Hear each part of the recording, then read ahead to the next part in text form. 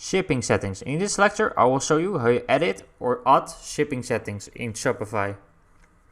Okay, once we are there, I want you to navigate to the shipping button right over here. Click on it and you'll wait. Then you will see where you ship from. You ship from the United Kingdom in this case, and we're gonna ship to the whole world. So you can add here countries.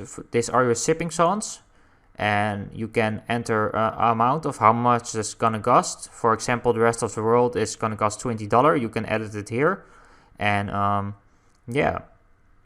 So I'm gonna click on add shipping zone, and then I'm gonna show you how you add shipping zones.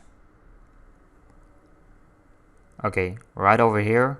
We will wait and wait, and I will can click here on add countries for if you're adding shipping zones to your shop, to your store. So these are all the countries. There are many countries, the whole world, I think. So yeah, nearly the whole world. So that's great. So here you can set up your price-based rates, and there are your white-based rates, and you calculated rates.